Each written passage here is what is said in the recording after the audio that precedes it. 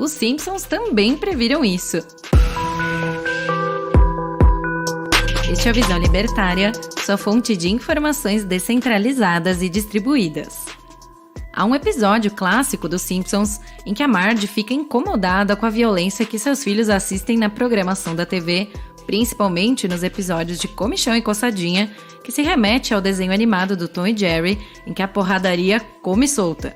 Motivada a reparar isso, Marge dá início a uma campanha contra a violência nos desenhos, e no fim consegue alterar completamente a dinâmica dos personagens. A partir de então, os bichanos aparecem na televisão interagindo calmamente numa mesa, proporcionando um entretenimento compatível com o café da manhã de madames octogenárias. Com isso, os filhos Bart e Lisa Simpson não quiseram mais ver o desenho, mas em compensação, outras senhoras lá da cidade de Springfield continuam a implicância contra os conteúdos que julgavam ofensivos, chegando até mesmo a tentar censurar o clássico Davi de Michelangelo por conter um suposto teor erótico. O episódio se chama Comichão, Coçadinha e Marge, e é o 9º episódio da 2ª temporada. Vale muito a pena assistir, tanto pelo entretenimento quanto pelo pano de fundo. Esse despretensioso episódio dos anos 90 ilustra um fato que já era preocupante 30 anos atrás, mas que ganhou a conotação de algo hediondo hoje em dia. Verdade seja dita, que antigamente também havia polêmicas em torno da arte e do entretenimento, principalmente nos videogames que inauguravam uma era de ouro. Alguns exemplos que podem ser mencionados são os sanguinolentos jogos de Mortal Kombat, que dispensam apresentações. E também vale lembrar dos super polêmicos GTA e Carmageddon, um jogo de 1997, cuja proposta envolvia atropelar desde velhinhas com andadores até vacas que entrassem no caminho. E no fim, tudo era estratégia de marketing. Os produtores faziam essas escolhas de forma consciente, porque mesmo que o produto final sofresse certa rejeição, rechaço, o resultado era que a polêmica provocada por ele gerava ainda mais vendas. É o bom e velho, fale bem ou fale mal, mas fale de mim. Toda a cultura da época acompanhava essa lógica. Músicas, filmes, tudo parecia reverberar a ideia de que um único soldado impetuoso podia explodir um helicóptero usando meramente um arco e flecha. Mas se até os anos 90, só uma peça ou outra provocava algum protesto, o fato é que em algum momento a coisa degringolou de vez, e a pressão sobre os criadores de conteúdo foi tanto para tolher a criatividade, mas também para forçar que certos conteúdos fossem produzidos. Uma intenção de regular as pautas. Passaram a chamar isso de representatividade, e com um só golpe conseguiram castrar o enorme mercado do entretenimento. Simbolicamente, primeiro acorrentaram o Rambo e os demais personagens que encarnavam a ordem vigente e em seguida deixaram livres coisas muito piores, que vamos citar aqui já já. No universo musical, o velho rock and roll passou a ser visto com desconfiança porque nas músicas tinha muitas declarações alegadamente indecorosas que os patrulheiros da moralidade dos bons costumes consideravam inconvenientes. Na época dele, nem o Freddie Mercury, acometido pela AIDS, fazia tanto mimimi como muitos fazem hoje por muito menos. No geral, o conteúdo das obras passou a ser medido por critérios como machismo ou colonialismo, e até mesmo os artistas fora da tela passaram a ter suas vidas investigadas pela milícia da moralidade, à procura de algum momento de blasfêmia contra as sagradas pautas da esquerda, mesmo se fosse no presente ou em um passado muito distante. A ideia é fazer um tipo de arqueologia do proibido, visando achar algo para acusar de ter cometido uma simples opinião ultra cruel, segundo alguma lista de algum floquinho de neve ofendidinha. A turma do politicamente correto que está envolvida na indústria cultural passou a investir pesado em propostas como filmes com protagonistas femininas fortes, dirigidos necessariamente por mulheres, filmes com a maior quantidade de etnias diferentes, mesmo que o filme se passasse em uma galáxia muito distante, e assim, passo a passo, o público foi perdendo o encanto por aquilo que um dia se chamava de sétima arte. O cinema também começou a ser usado como dispositivo para ativismo em prol do coletivismo. De todo modo, a acusação de que o cinema não ajudava na representatividade social é um disparate. Vale a pena recordar que o cinema clássico já conseguiu entregar obras geniais, estreladas por ótimos atores afro-americanos como Eddie Murphy, Denzel Washington, Morgan Freeman, assim como apaixonantes histórias de mafiosos italianos e com personagens nipônicos. O universo artístico é a prova viva de que competência técnica não guarda qualquer relação com etnia ou classe social. Em contrapartida, é cada vez mais frequente o problema que se viu no remake do filme Caça-Fantasmas, cuja finalidade exclusiva era repercutir bem entre o público feminista. E até no Aves de Rapina, que não era remake e que tinha intenção também de enaltecer uma personagem feminina. Foram 2 fiascos. Em casos assim, é bem comum que a bilheteria frustre as intenções, mas ao invés de rever a estratégia, os justiceiros sociais simplesmente cantam vitória, dizendo que estão certos e o fracasso dessas produções é uma prova de que a sociedade é cultural e estruturalmente machista, imperialista, fascista, taxista, negacionista. Fim de papo, ok? Depois do discurso do Chris Rock em 2016, em que disse que a premiação na cerimônia do Oscar é uma pirâmide de brancos, o que a gente quer é ter oportunidade, a principal premiação do cinema também vem paulatinamente perdendo prestígio e audiência. Com quase 44 milhões de espectadores em 2014, o Oscar foi amargando números cada vez menores, até chegar em meros 9 milhões e 800 mil em 2021.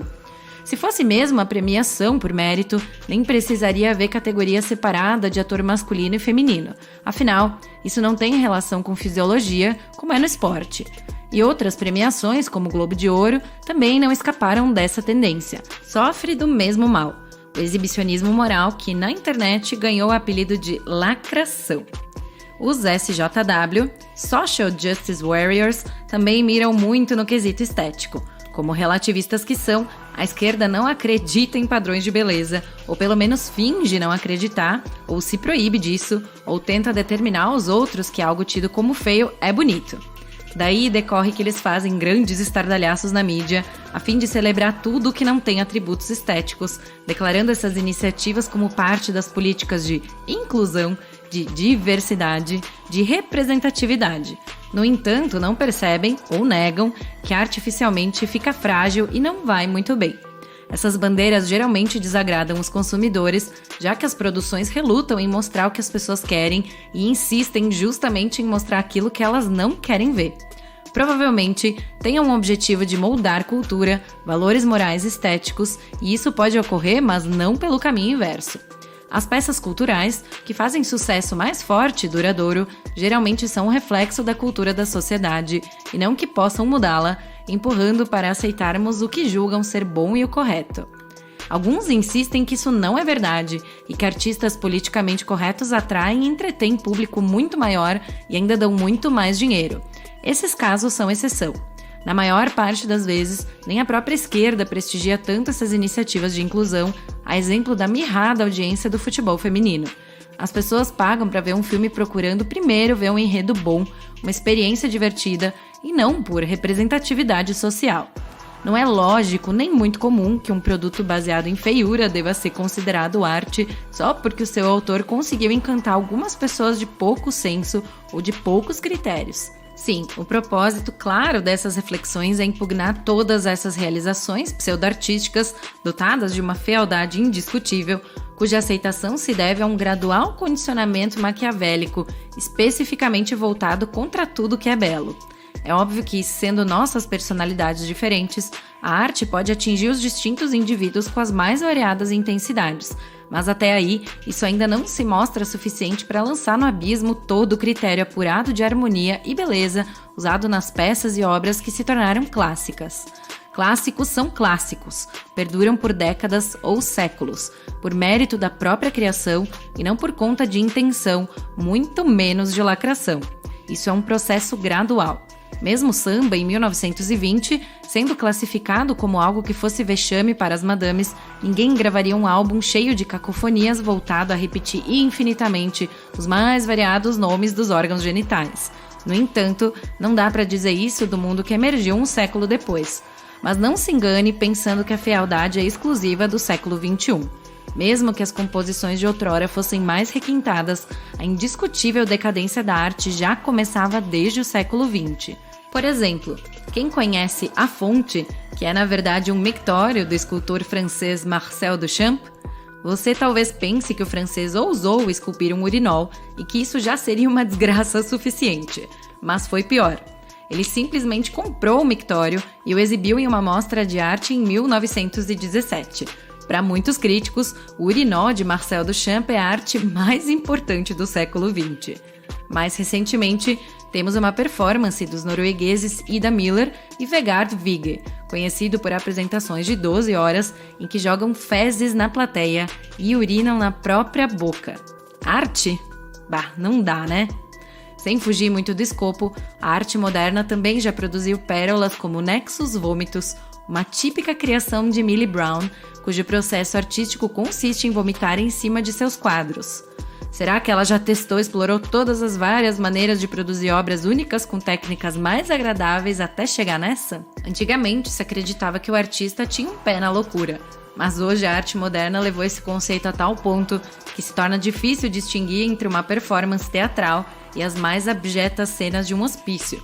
Tem também o músico e compositor minimalista John Cage, que valoriza tanto as pausas entre as notas musicais, que criou uma obra chamada 4:33, cujo resultado da execução são os sons que a plateia emite ao reagir incomodada com ele sentado em frente ao piano, olhando para a partitura, sem tocar uma única nota, durante 4 minutos e 33 segundos. Mas se falar que é coisa de louco, aí você que é o intolerante, né? Veja, passamos pelo memorável Mictório, chegamos no funk carioca e desde os anos 2000 vemos o Tom e Jerry, Pica-Pau, Looney Tunes, Papaléguas serem transformados de roteiros ingênuos e engraçados por isso em histórias bobinhas. E até o Pepe Le Pew, aquele gambazinho francês que corria atrás de uma gatinha suja de tinta ser eliminado porque disseram que incentiva o assédio. E a perseguição contra quem discorda disso e apoia essas insanidades e militâncias que exemplificamos da arte moderna. Graças aos relativistas, cujo padrinho é Karl Marx, chegamos ao ponto em que tudo é arte. Arte é expressão. Até um cachorro faminto amarrado no local de exposição é arte. Uma provocação. E se tudo é arte, então nada é arte, e assim, a arte pode ter se perdido, talvez para sempre, ou mais provavelmente, a saúde mental de muita gente na sociedade. Obrigado por sua audiência.